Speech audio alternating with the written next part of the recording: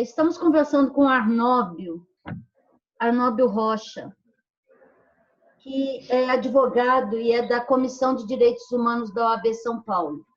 O Arnóbio está acompanhando de perto a questão do menino Guilherme, que sumiu na madrugada de sábado para domingo e foi encontrado morto. A família só pôde reconhecer o corpo por foto no IML e o caso está continuando, porque as investigações estão levando a novos desdobramentos. Arnóbio, faz para a gente um pequeno resumo do que aconteceu com o menino Guilherme, que é aqui de um bairro de São Paulo. Então, primeiro, bom dia, bom dia no seu horário que vai passar, né, dos teus telespectadores, né?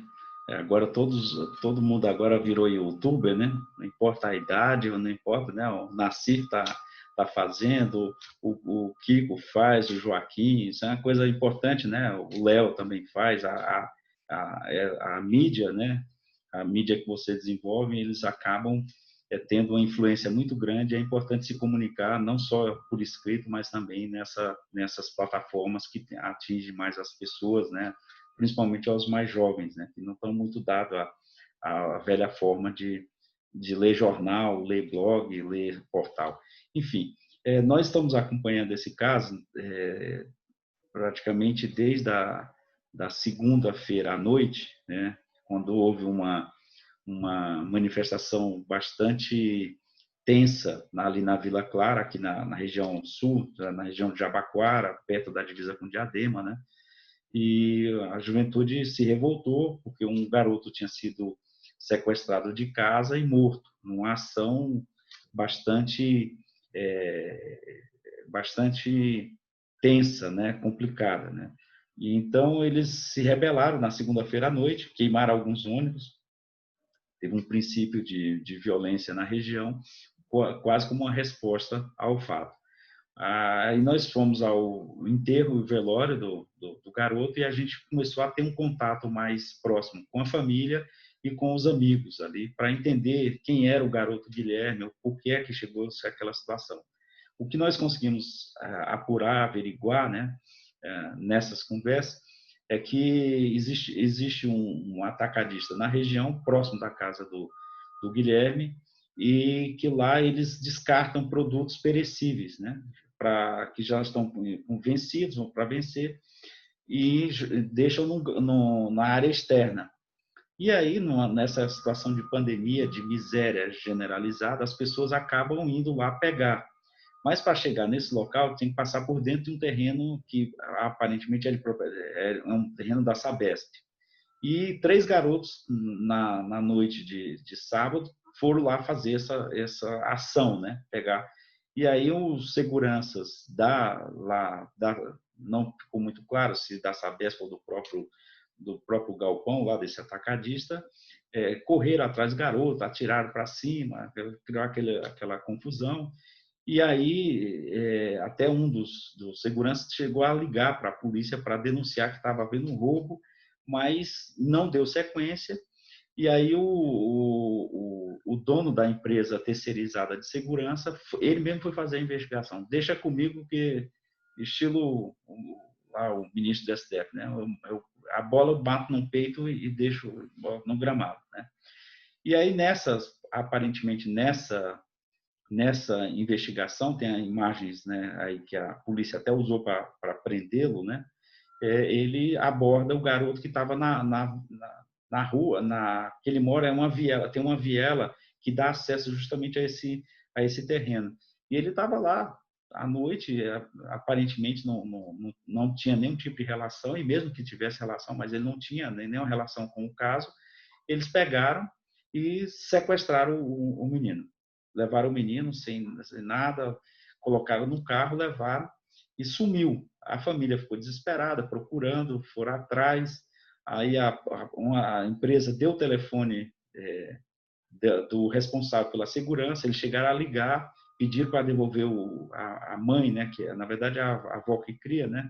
Ela ligou e muito tensa, disse: vocês não podem matar meu neto, meu filho, e chegou até a falar com eles, eles desligaram, silêncio. Quando foi ao final do dia, foram chamados num DP e dizer que acharam um corpo noutra cidade, que é Diadema, que é relativamente próximo, na outra cidade tinha achado um corpo, que provavelmente podia ser o do Guilherme. Aí eles foram ao IML, aqui de São Paulo, né? O central ali ali no Emílio Ribas, né? Perto do Hospital das Clínicas. E aí chegaram lá, não, o corpo está no IML da Berrini. Foram ao IML da Berrini, aí mostraram só fotos para reconhecimento. Não mostraram o corpo, né? E aí a família reconheceu por algumas imagens, a tatuagem, não sei o quê, foi para casa. No dia seguinte é que eles tiveram contato com o corpo. O menino foi barbaramente torturado. É assim, eu fui ao enterro, é assim, por descrição, não é papel nosso da Comissão de Direitos Humanos, a gente não estabelece, a gente prefere ficar acompanhando de fora, porque o momento de velório, de enterro, é da intimidade da família. Eu perdi uma filha recentemente, eu sei como é essa situação. E nós ficamos do lado de fora, apenas conversando com os familiares, dizendo que a gente estava ali, que a gente ia buscar os meios institucionais para que essa tragédia não ficasse impune. A nossa função de Comissão de Direitos Humanos, que o presidente da OAB nos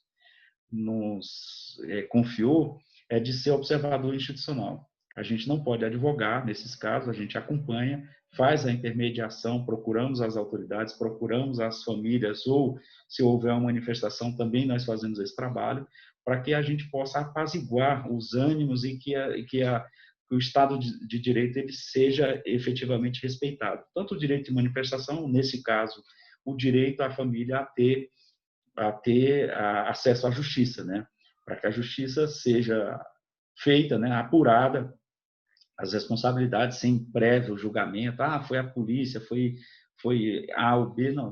Dentro de um processo legal, tanto a família tem direito à justiça, como também evitar qualquer condenação prévia ou fazer juízo de valor naquilo que não se tem. Então, nós fazemos exatamente isso. Fomos lá, colhemos algumas coisas, voltamos no final da tarde lá, que ia ter um ato chamado pela família, né, na comunidade, ali na Vila Clara, e eles foram muito bem recebidos porque a gente foi uma espécie de garantidor de que não haveria violência policial. Garantidor dentro do próprio ato para que não houvesse repressão, é isso? Exatamente. E aí, para nossa surpresa, né, quer dizer, não é surpresa, né, mas de qualquer maneira, tinha cerca de 150, 200 pessoas e um aparato policial de guerra. Tinha a tropa de choque, tinha a BAEP e armas pesadas contra aquelas pessoas que estavam chorando a morte de um doente querido, né? A manifestação, a passeata tinha na sua frente a avó do garoto, né? A outra avó do outro lado da família, porque a avó que criou, né?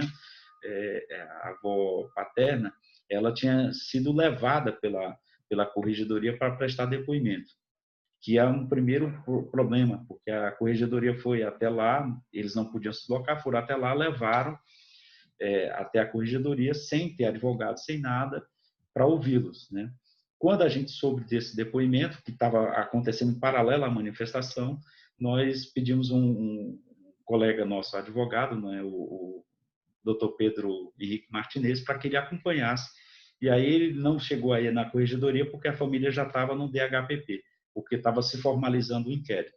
Ele acompanhou o depoimento, viu, eles levaram alguns já elementos de prova lá para o DHPP, e onde se oficializou a abertura do inquérito.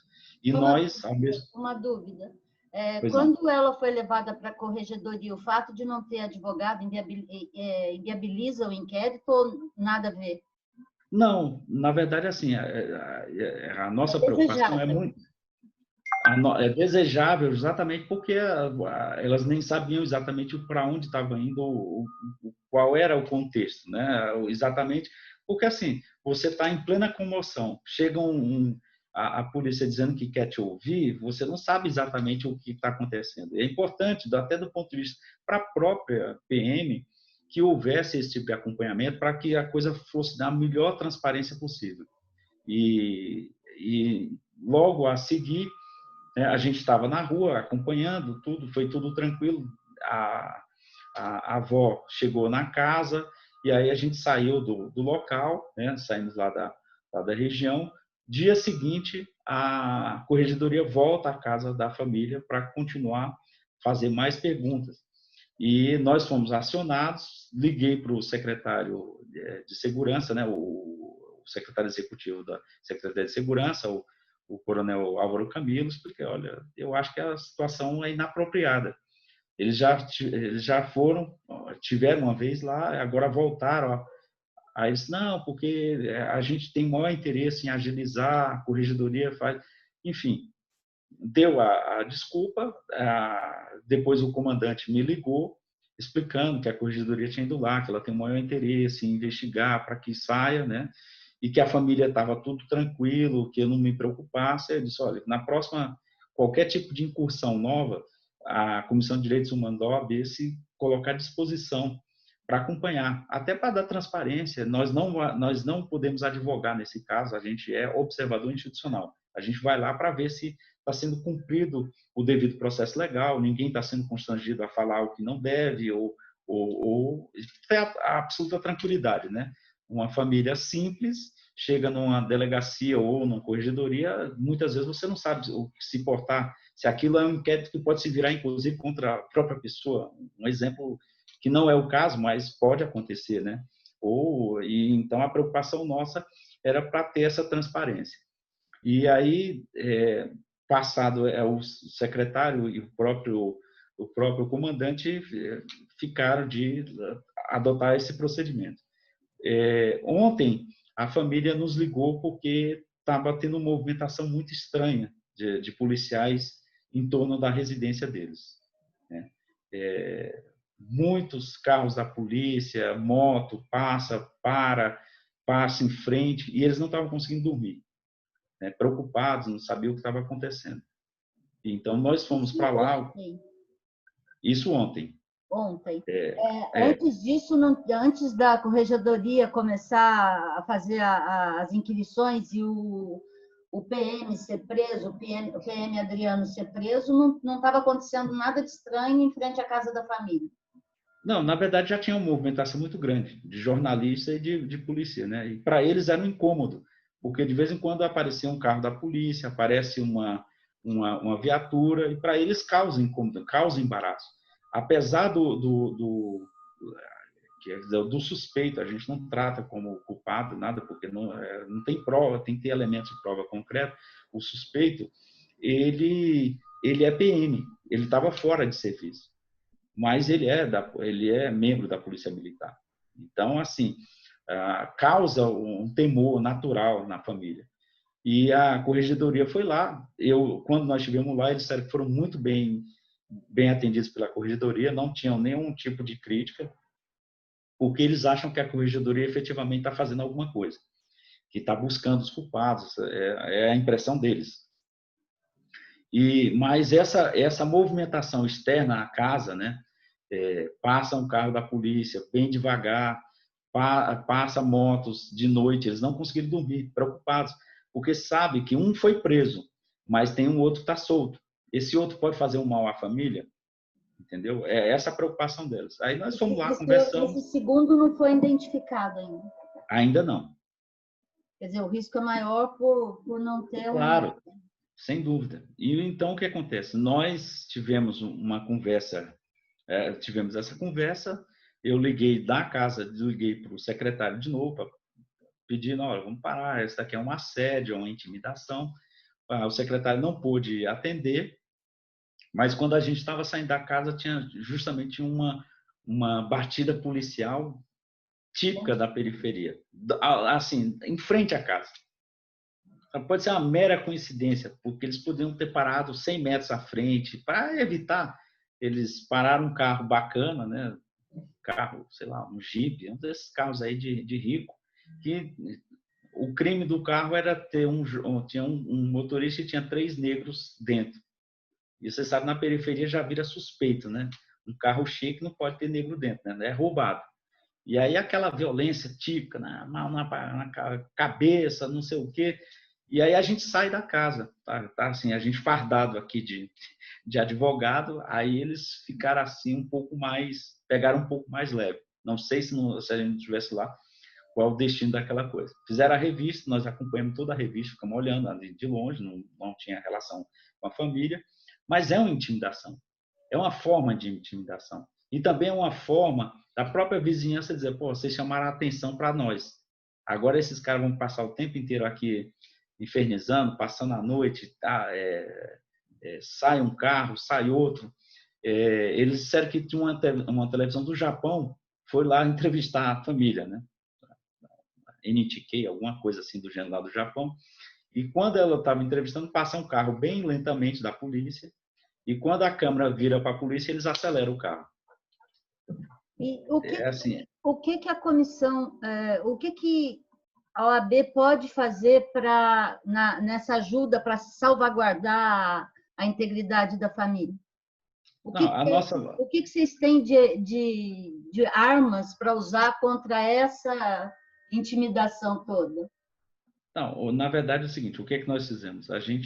Primeiro que a gente não é advogado constituído, a nossa função lá é muito institucional. A partir dos relatos e a partir dessa conversa, nós voltamos a conversar com o Coronel Camilo, pedimos para que parasse aquele tipo de importunação, porque a família se sente incomodada. Traz um medo constante. Eles não dormiram à noite, estão muito cansados. Eles olha, vocês não podem tratar essa coisa e até porque não foi a polícia que fez a ação, mas foi um membro da polícia, mesmo fora de serviço. E isso causa medo. Isso é natural, né? E pode ser uma mera coincidência, mas, por exemplo, a Guarda Civil Metropolitana, que segundo eles, jamais apareceram ali, ficou uma ronda o dia inteiro passando em frente, e aí voltava na rua. Aí a resposta, uma das coisas que a gente fez foi procurar a secretaria, relatar, pedir para que realmente tivesse um pouco mais de cautela, né? Um pouco mais até de respeito ao luto da família, né, nessa situação.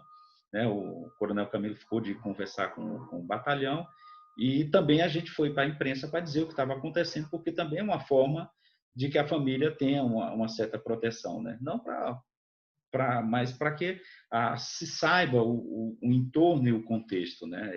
O intuito é exatamente esse, se saiba o que está acontecendo, né? A resposta oficial numa nota da polícia, né, da Secretaria de Segurança, é que eles estavam numa operação mais massiva na área para pacificação, né, para ter mais... É exatamente o oposto, né?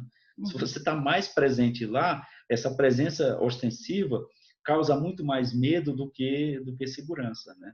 Então, essa questão da inteligência é que falta, né? E sensibilidade, principalmente sensibilidade humana em relação a esse fato. Arnóbio, assim, nós temos, a gente acompanha que houve um aumento, uma explosão de mortes, principalmente de jovens negros, não diminuiu com a pandemia. Quer dizer, o isolamento só serviu para que as coisas ficassem um pouco mais descontroladas. Quantos casos a OAB está acompanhando, a Comissão de Direitos Humanos da OAB está acompanhando nesse período? Porque nós tivemos, antes da pandemia, nós tivemos alguns casos que foram de muita grita e tudo mais, e que sumiram da mídia e sumiram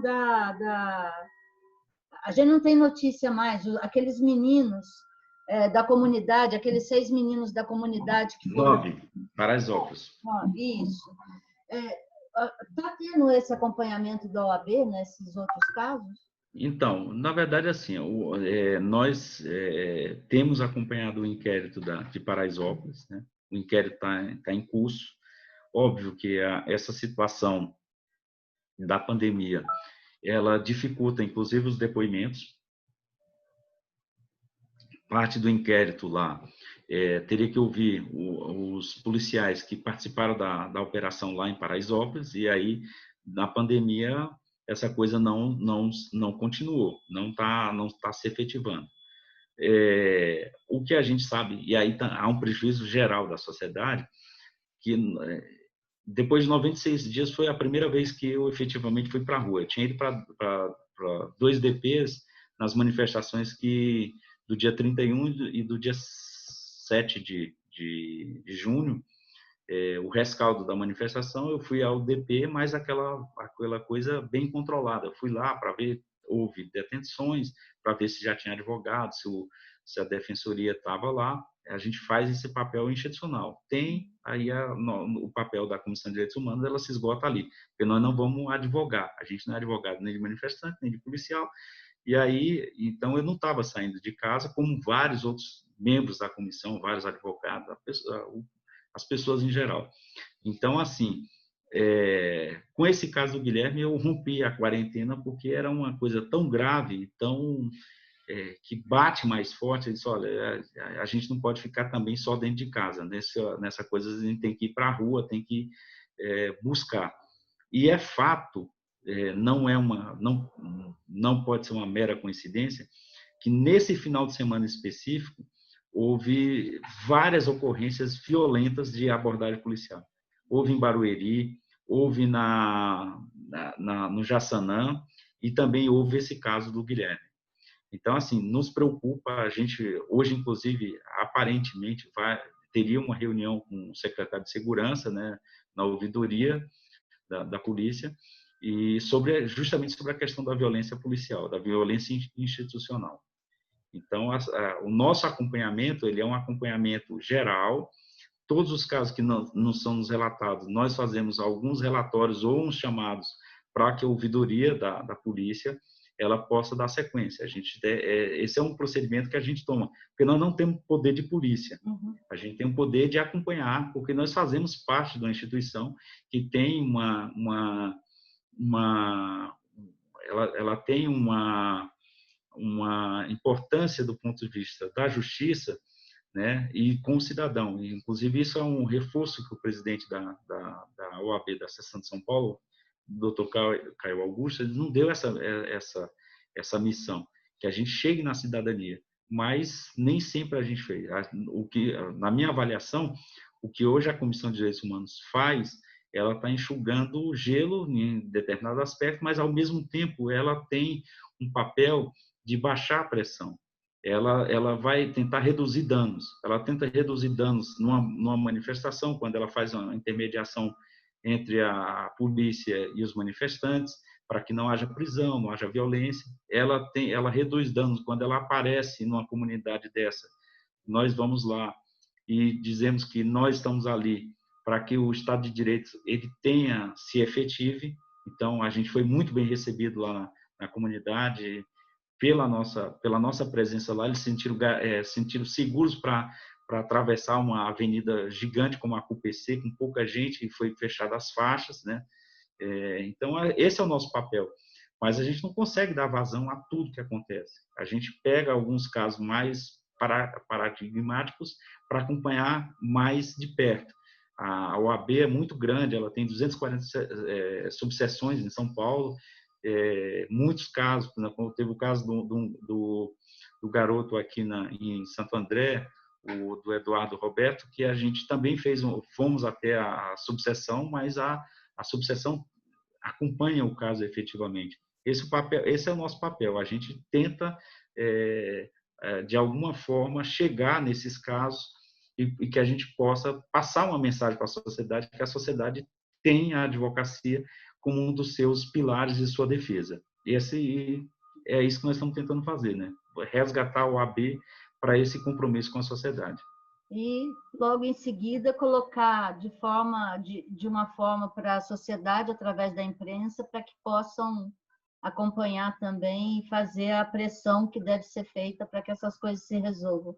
Claro, é uma parceria importante, né, Lourdes? Vocês têm um papel fundamental. Em manifestações, a gente já teve casos que a gente estava fazendo esse trabalho de observadores institucionais, que um jornalista mesmo estava falando, esculhambando os manifestantes, falando todo aquele palavreado que você já conhece, né? e os manifestantes se viraram para bater no jornalista. E aí me ligaram os meus colegas que estavam nesse local específico. Aí eu disse, fica na frente do jornalista e apanha por ele. Por mais que ele esteja errado, a imprensa tem que ser protegida. A gente não vai ficar...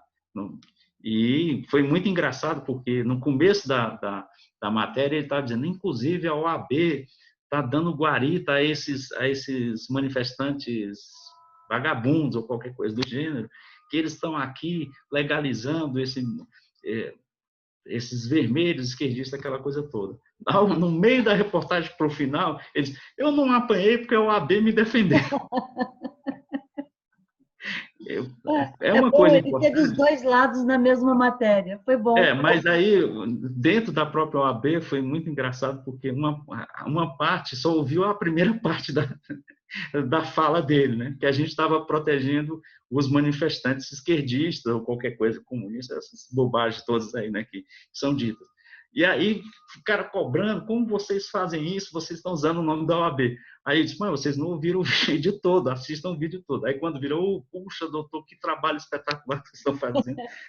E assim, é o nosso trabalho, Lourdes, a liberdade da imprensa, de expressão, e vocês são um veículo é bom que fique claro, os portais que não estão na grande mídia, eles têm o mesmo compromisso e o mesmo ônus e bônus da imprensa como um todo. Então, assim, o que o portal, o GGN, mas que é conhecido como o portal do Nassif, né?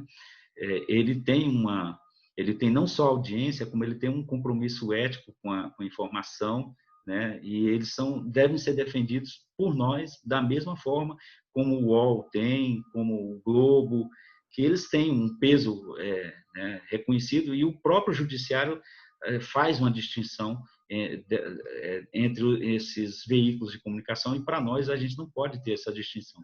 Vocês têm um papel fundamental para a democracia, para os direitos humanos, porque a sociedade, o Estado de Direito, ele se estabelece fundamentalmente quando você tem liberdade de expressão e liberdade de imprensa. Não importa se vai falar a favor ou contra o que nós pensamos, mas é importante o poder de informação e para que as pessoas saibam o que está efetivamente acontecendo, o que tem por detrás da notícia, né? Isso é um papel fundamental que vocês cumprem. É nosso papel, os dois lados aqui trabalhando para que a democracia se consolide por fim. Arnaldo, eu agradeço muito essa conversa. Vai ser muito importante a gente colocar o desdobramento do caso do menino Guilherme, assim como o papel da OAB nesses tempos que a gente vive, reposicionando a OAB na democracia, trazer para junto das lutas e junto da gente fazer esse país um país melhor, né? A OAB tem um papel importante aí. Esse é o fundamental, esse é o nosso papel. E muito obrigada. Abraço. Um abraço.